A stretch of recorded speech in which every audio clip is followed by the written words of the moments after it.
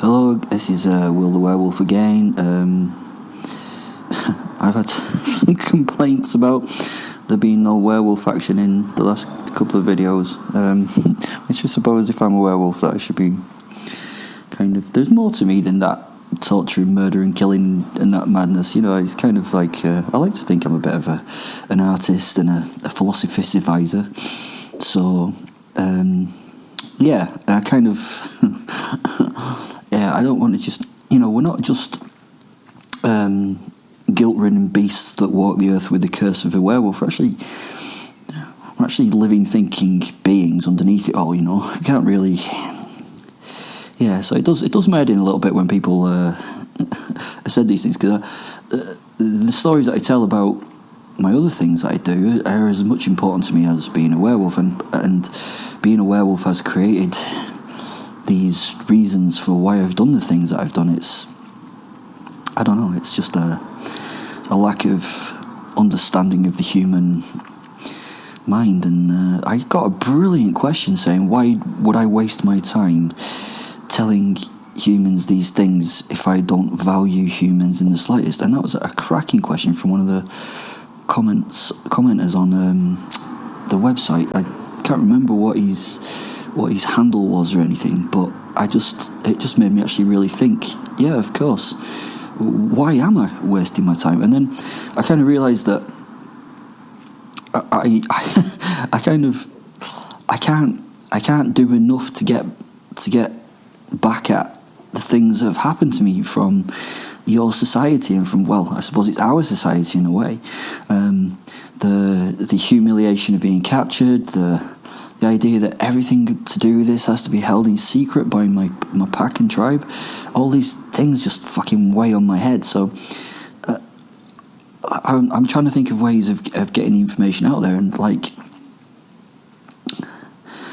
I don't know, it's just I just wanted to get this information out there, and it's a really good reason. Why am I wasting my time? But it's also got a lot to do with my ego. I do have a fucking huge ego, so... But anyway, if you would like this video and subscribe, that would do us a favour. If you would like to comment and ask me questions, could you please do it on the werewolfhost site, because I don't have administration on this, but honestly, some of the questions and things that have been being asked on that thing have just been amazing, because it actually made me sit down and think about why I'm doing these things and why I have the concept. Also, someone asked that I would be silly if I was allowing my voice to be heard for proper. Now, if you've been on this channel for a while, I did have heavily disguised voice initially, but no one could understand it. So what Louis has done, as he brought in someone to actually read he's an actor from Rochdale. In fact, sorry, I'm an actor from Rochdale, which is my hometown. And what I've done is I've written these things as transcripts, and he's acting them, okay? So this isn't Will's voice, yeah? This is an actor's voice. So... they can't travel. Also, I've had, why are you saying you're going to do this on the June the 19th? Why are you saying you're going to do your transformation live in front of a studio audience on June the 19th? Well, we're not. We're going to do the transformation. It's going to be in front of some skeptics. We can't do the audience thing because we can't really invite them to it. But we have 4 internationally renowned skeptics who are available that day. Louis is a very well-known documentarian. He's done some of the best documentaries from the last 14 years. I mean, what people don't understand is this documentary was to be looking at why people believe they are vampires, werewolves, fucking unicorns, all these bollocks, and whether, you know, they're just liars, or if there's some mental health issues there, or... I don't think what he expected from this was the actual fucking truth to come out, that, you know, there are these creatures out there. So, yeah, so it's really weird.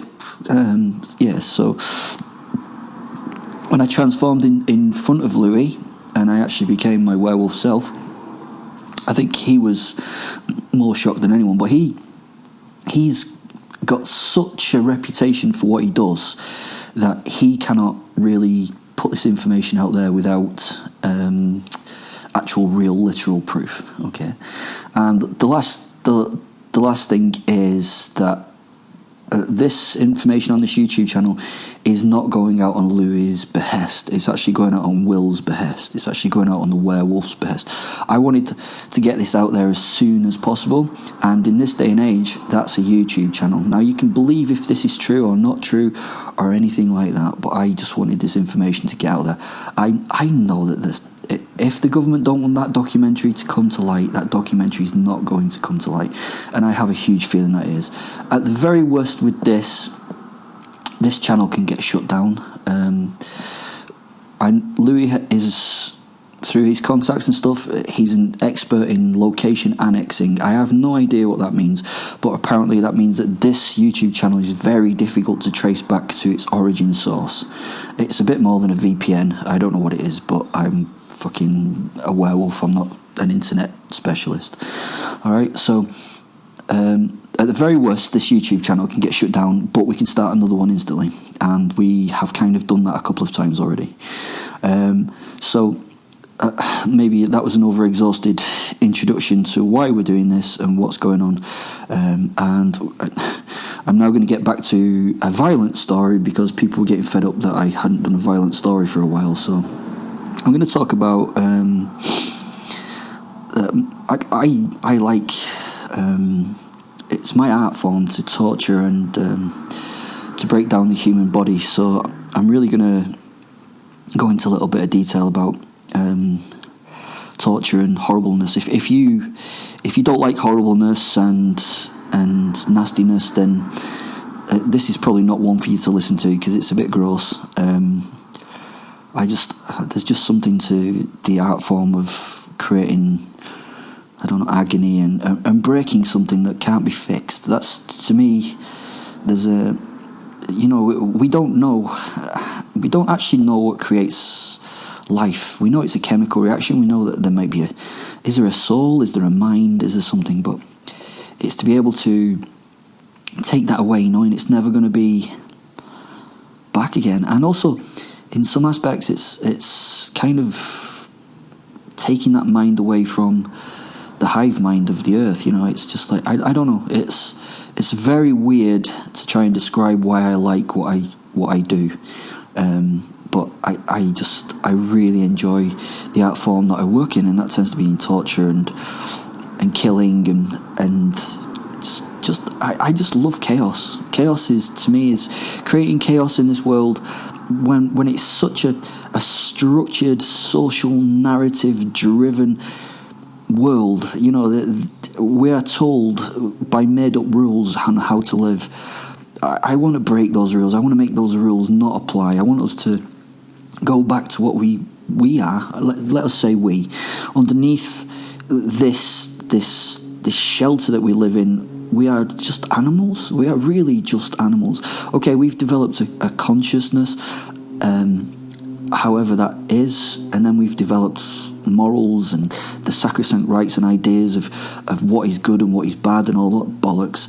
I want to get rid of those. I want us to accept what we really are. You should be able to express your animal self. You should be able to do things that are not necessarily horrific, but just don't sit within the parameters of what you're allowed to do. I love the fact that we're supposed to have free speech and stuff, but it's only within certain fucking directed parameters.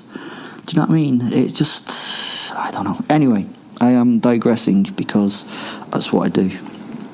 Okay, so let's go back to the torturing. I held my palm on his face, my palm paw. I pinned him to the table by his head, and I smothered him to the point where he would no longer make any significant noise. My hand as a wolfman is about as big and as wide as his face, and I laid my middle fingers on either side of his nose. I could hold it like an apple, like a normal human would hold an apple. He was shaking and trying to mumble he was a fool, and he'd been in the wrong place at the wrong time, and it was really an easy meal. My middle fingers pointed towards his eyes as he stared at me. Fear? No, not fear. It was a pleasurable terror that he gave me. I started to imagine the claw of my pinky finger growing, which it did slowly, just first extending, then going under the skin of his jawline, piercing it, reaching under the flesh. And I could feel it. It's an amazing experience to feel it extend from your fingers. Fen allows you to just absorb the right amount of him to allow that nail to go along the jawline and scrape along the bone. When you feel the hard bone at the end of that claw, that digit, and you can hear the scream that accompanies that movement, there is just something so intense about that. I pushed my hand harder into his face with my palm over his mouth to smother the noise more, muffling the noise and trying not to squash those pathetic brain boxes that you have as skulls. He shook his head, trying to dislodge my hand, but he couldn't fight it, and I held his head pretty securely as the acute pain of my incision with my claw stopped for the man. As I held him there, I just kept staring into his eyes. They were the windows to what was happening in that mind of his. It was where I saw that pain rise and fall as I worked. So much like the corners from I don't know, it's just so much comes from the eyes, and you learn through experience how to work a person's thresholds by using them as a gauge to understand where they are in there. I mean, you can see when someone is present, and you can see when someone's not present by looking into those eyes. And yeah, I looked deeper into him and into his lost soul. He was ready for more pain now after the mind had settled. I now imagined the claw of my ring finger start to grow and extend. It grew from the tip slowly and made its way to the base of the man's eye socket. I shifted his focus from my eyes, because he was staring into my eyes, and to the extending claw just by looking at my hand, my claw, so that he started to look down at the claw as it started to extend from my finger. He started to try and move his head away from the extending digit, and I just snarled and smiled inside, holding him firmly. He could do nothing. It's so amazing. The pointed talon slowly entered the eye socket. First the tip touched the skin of the bottom eyelid, then it started to push the eyelid up over the surface of the eye itself, initially closing it. He was trying to scream through my hand, but my hand was pressured on his mouth, and he struggled like a hooked maggot that he was. Then the extending tip slowly pierced the eyelid and touched the white of the eyeball. It's hard to pierce or penetrate the eyeball. Even using a scalpel takes some time. The sclera, that's the white cartilage part on the outside of the eye, is really tough. So it took a lot more pressure before the eyeball gave in and burst in a really satisfying gush as the aqueous humour split and spilt out onto his chest. Oh, how he fucking screamed and cowed, sort of convulsed. He just shook as it took place. You need to see it. If only I could have kept his eyes open so that he could see it all happen. Imagine the tip reshaping your eye around the point, pushing it and affecting your vision. Imagine the pain and the pressure of the claw, the loss of sight as the eyeball bursts. Did the sight just disappear? Did it? I don't know. All through this, I did not allow him to move, and my palm stopped the agonized screams. How weak you all are. You're all pretty weak, pathetic monkey things. His whole body tensed and shook at this treatment, and he wrenched his arm from his fixed position on the table. The nail holding the limb solid stayed fixed, and it in the wood and tore through and from the flesh. He grabbed the hair of my arm with a damaged right hand and tried to pull it from his face. I shook him. The point of my claw moved in the now destroyed eye and its socket, and with his frantic movements, and then he went limp. At first I thought he'd died, which he can't have done really. I mean, I'd not done that much damage. Then I realised that he'd just passed out from the pain. It was okay, he would wake soon. I could then just continue. As he slept, re-nailed his hands and feet to the table so that he could not get away when he woke up. I sat back and watched and waited. Oh, by the way, some advice on nailing people to things. Don't do it actually through the hands if you can help it. They're a bit too delicate and teary. They can easily be torn off nails by someone struggling, so I like to go in at the base of the wrist between the hand and the meaty structure there. You've got to be careful that you don't nick the blood vessels because you can sometimes hit the artery. Obviously with a nail they don't bleed out quick, but they're going to bleed out if you hit the artery. But if you nail through the base of the wrist instead of through the hand, you actually get an excellent spot to keep it there. It's painful, but it's much better than going through the hand because the hand can just come off the nail. So you have to be careful, and you have to be careful with nicking the artery as well because you guys die a bit too easy, My posit left my body for a moment. Now my posit is my wolf soul. If you've listened to any of the other videos, you know about him. He's called Fenrir. He's a soul that came originally from a wolf pack many years ago, and now he combines with me to form my werewolf. He also follows me around. We talk to each other telepathically. I can see him, no one else can see him. Well, other werewolves can see him, to be honest. And he's my master and mentor. Well, not my master. Are you Fen? Only on Tuesdays. Okay, so yeah, and we have a good relationship. He's my best pal, really, to be honest. So my posit left my body for a moment. That means that I became human again, and he sat next to me on the floor. Me, the human, and him, the wolf part of me. We shared our thoughts on things. We were discussing the day ahead, what we would like for our evening meal. He got to taste the food I ate as though he ate it, and he had a thing for Mexican food at the moment. I mean, seems weird, but the werewolf hadn't really tried tacos until I met him, and he really fucking likes tacos. With a forced intake of breath, the spread eagle man on the table woke. He coughed up some mucus and blood and turned his head to vomit on the table and the floor. Help me, he breathed. He was breathing with painful difficulty, and he opened his unbroken eye and met mine. I was sat naked on the ground, my back to the wall opposite him, a positive smile on my blood-stained face. I gave him a little wave. "Welcome back," I said. My posit snarled, and I stood up before him, very naked, very bloody, and very unashamed. I have a fucking amazing body. I'm sorry, but I do. He begged me to be released, and I smiled and shook my head. What, and spoil the fun we're having? Why on earth would I do that, my friend? I walked towards him and started to soak up my posit again, changing back to the wolfman form. I love it so much. Oh, and by the way, this is not the painful flopping about that we see in those crappy films. The posit seems to leap into me, and I have like changed. It's not anything like bones breaking and all that shit. He just kind of turns into a fog, or just steps into me. Really, I've not really seen it. It's not worth the expensive special effects that are often employed in these mega $1 million movies. I just change in a manner that is not really photogenic or made for films. I just change. It's just pretty pathetic, really, I suppose. The man looked up at me and asked, "What are you?" I laughed, and now kind of guttural and good-natured laughed. I mean, it's really funny when you are combined with your posit, your werewolf soul, because you both are laughing inside, but you laugh together. It's just the most incredible experience. He cringed back as far as he could into the table, and through bloody saliva said, "What do you want from me?"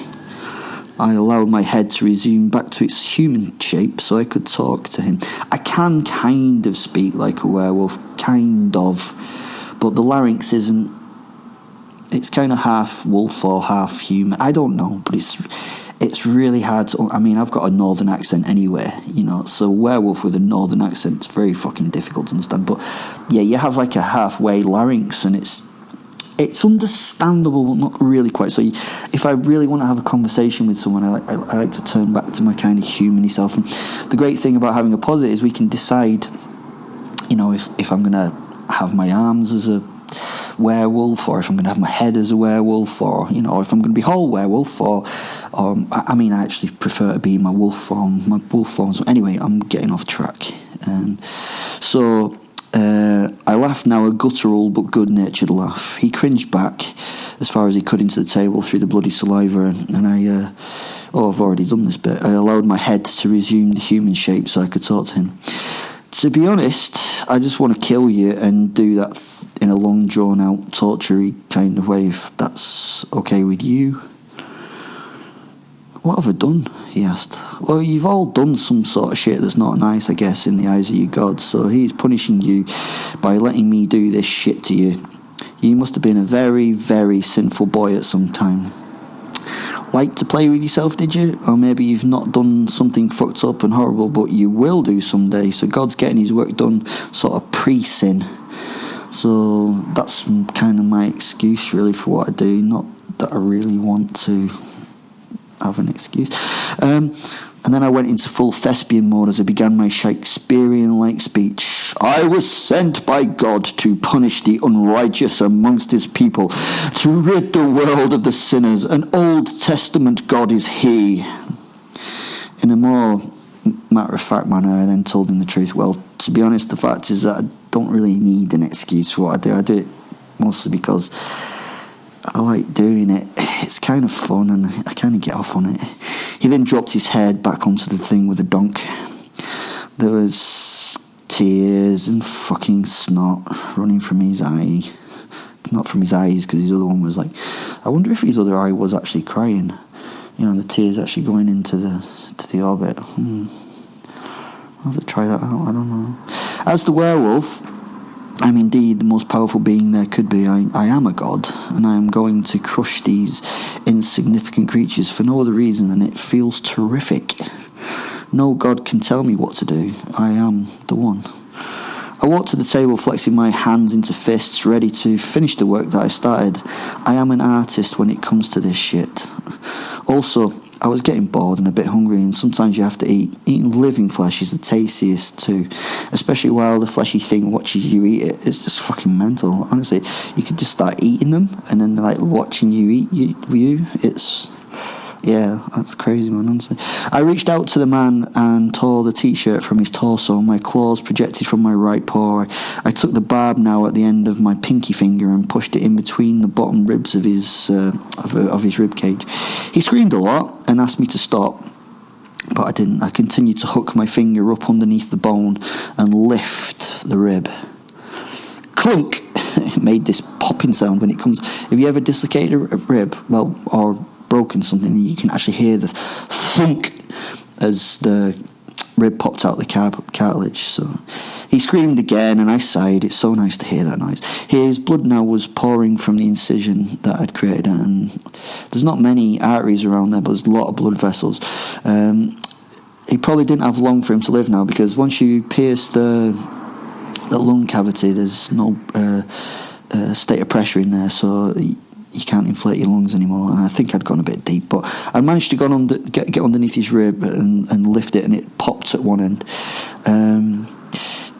So he probably didn't have too much longer to go now. So on top of that, he was probably had too many adrenaline dumps now to register any new horrors.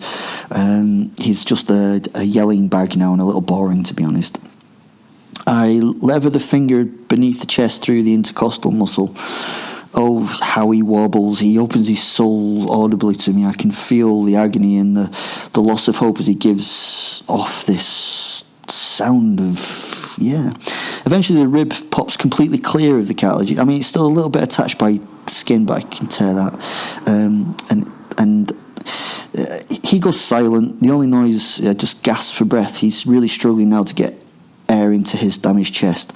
Only gentle twitches run through his body now. I grab the rib between my fingers and he goes rigid, as if that is a moment of orgasm. The bone is slick with blood and difficult to grasp, but I manage to get it and pull it free from his spine with another satisfying clunk. It moves freely, just being held by the integument, skin and fascia. I struggle to tear it free from his body. It's difficult, and he passes out once more with the pain. Eventually it gives way with a a tearing sound, much like a wet silk being ripped. Well, I suppose it sounds like a rib being torn from skin, really, but you've probably never heard that. He's now limp. I check his pulse in his neck. It's there. It's weak, but it is there. I gently shake the man's head until he slowly wakes again. I give him a couple of gentle slaps. Hey man, wake up. Hey, human, head back, on again, wake up. Eventually his eye opens and he muzzly and with a little moan or two wakes up. As he does so, I take the chin in my hand and show him his rib. I then take the rib and slowly put it between the carnassials and my jaws at the back. You know, those sharp sort of knife blade like jaws act like scissors to crunch through bones. His unbroken eye is now dark, not registering what is going on really anymore. But he slowly comes back as he sees me chewing on his own rib. It crunches delightfully in my mouth, the wolf part of me enjoying the marrow at the centre of the bone particularly. He whimpers and then goes limp. He's finally on his last journey to wherever or whatever he believes he's going to. I then start to eat. You know, I prefer it to Mexican, to be honest.